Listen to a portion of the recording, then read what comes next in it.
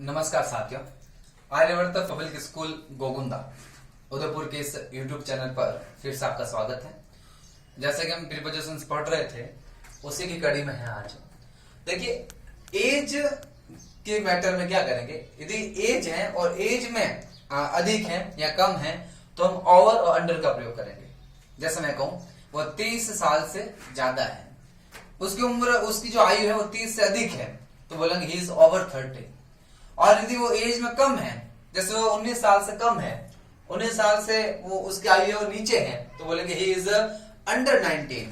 तो he is under 19, he is over 60, over 50, इस प्रकार यूज करेंगे एज के मामले में। चलिए अगली बात है के बीच शब्द। देखिए, एक बात मैं आपके सामने क्लियर करना चाहूंगा कि जो के बीच शब्द है या फिर इसकी जगह और भी मैं शब्द आ सकता है। इंग्लिश से है, वो एक सब्जेक्ट नहीं, इंग्लिश एक लैंग्वेज है और लैंग्वेज में भाव का अधिक महत्व होता है।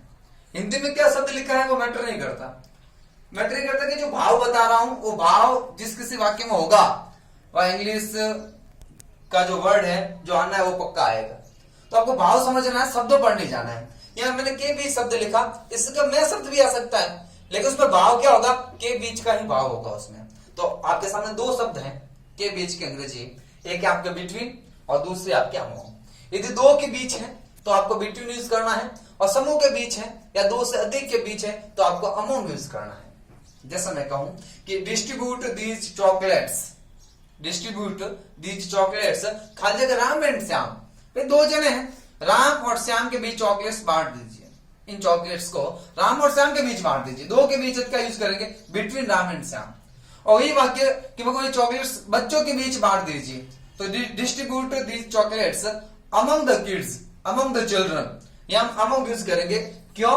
क्योंकि अमंग द किड्स है, अमंग द चिल्ड्रन है, समूह के बीच है, दो से अधिक के बीच है तो आप क्या करेंगे, यहां अमंग यूज करेंगे। तो गरीबों में हमने राशन सामग्री बांटी, हमने गरीबों में कंबल बांटे, तो गरीबों में बांटे, तो गरीबों में, उस में का मतलब क्या है, गरीबों के बीच में बांटे, तो वहां क्या करेंगे, अमंग द पुअर करेंगे अपन। ठीक है, चलिए फिर आपके सामने है एक सेंटेंस कि ही इज सिटिंग खाली जगह द ट्री, वो पेड़ पर बैठा है। पर या ऊपर की इंग्लिश हमने अपने अगली वीडियो में काफी डिस्कस की, लेकिन अब यह पोजीशंस कैसी होगी। प्रपोजिशंस पढ़ रहे हैं तो पोजीशन का बहुत बड़ा रोल प्ले होता है। पोजीशन कैसी, मेन पोजीशन ही है। अब पेड़ पर कैसे बैठेंगे, ये आपकी पेड़ है, ठीक है, और इस पेड़ पर मैंने कहा भाई वो पेड़ पर बैठा है, तो वो पेड़ पर बैठा है, अब जहां कहीं भी बैठा है वो वाली सिचुएशन नहीं होगी ऑन या ओवर की या एट की। यहां पर क्या होगा, वो पेड़ पर बैठा, चारों ओर से घिरा हुआ है, कहीं पर भी बैठा है तो ऐसा लगेगा चारों ओर से घिरा हुआ है।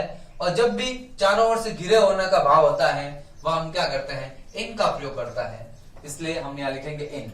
ही is sitting in the tree, ये आपके सही होगा। लेकिन मैंने एक सेंटेंस और लिखा कि अ बर्ड इज सिटिंग खाली जगह the branch of a tree.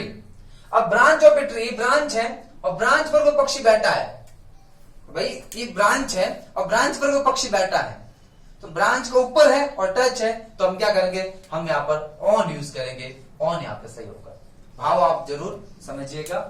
फिर मैंने लिखा I bought this pen, I bought this pen खाली जगह 10 रुपीज, तो मैंने पेन 10 रुपए में खरीदा, तो इस मैं की अंग्रेजी इन नहीं कर सकती है, इन नहीं कर सकते। क्यों नहीं कर सकते, क्योंकि इन का आएगा जहां चारों ओर से घिरे होने का भाव होगा। जैसे मैं कहूं मेरी जेब में एक पेन है, तो जेब से चारों ओर से घिरा हुआ है तो भाई इन में पॉकेट इन होगा।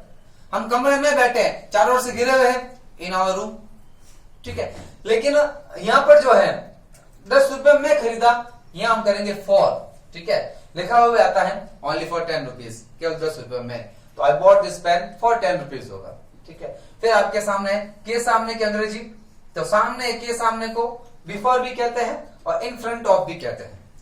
बड़ा कंफ्यूजन करने वाली प्रीपोजिशंस है, लेकिन मैं आपके सामने एकदम क्लियर कर लूंगा कि बिफोर और इन फ्रंट ऑफ पे फर्क क्या होता है। देखिए सीधा सा फर्क है, किसी चीज, भाई दो नाउन है आमने सामने तो बिफोर या इन फ्रंट ऑफ यूज करेंगे, लेकिन बिफोर कहां आएगा, बिफोर के लिए एकदम क्लियर है जहां आई टू आई कॉन्टेक्ट है। मैं खड़ा हूं, मेरे सामने आप खड़े हैं, तो you are sitting before me, you are dancing before me, ठीक है ना, I am standing before you, क्योंकि मैं आपके सामने खड़ा हूं, बिल्कुल अपना आई टू आई कांटेक्ट हो रहा है। और यदि आई टू आई कांटेक्ट नहीं हो रहा, एक तरफ तो आई है, एक तरफ तो आई है लेकिन दूसरी तरफ को नॉन लिविंग थिंग है, ठीक है, तो आपको इन फ्रंट ऑफ करना होगा। जैसे मैं कहूं मैं रेलवे स्टेशन के सामने खड़ा हूं, तो आई am standing in front of the railway station, in front of the railway station बोलना होगा। लेकिन मैं राम के सामने खड़ा था, तो I was standing before Ram, तो राम और मेरे आई टू आई कॉन्टेक्ट था, आई टू आई कॉन्टेक्ट है तो बिफोर, और एक तरफ भली आई है दूसरी तरफ नहीं है या आई टू आई कॉन्टेक्ट नहीं है, तो आपको यूज करना है इन फ्रंट ऑफ। जी।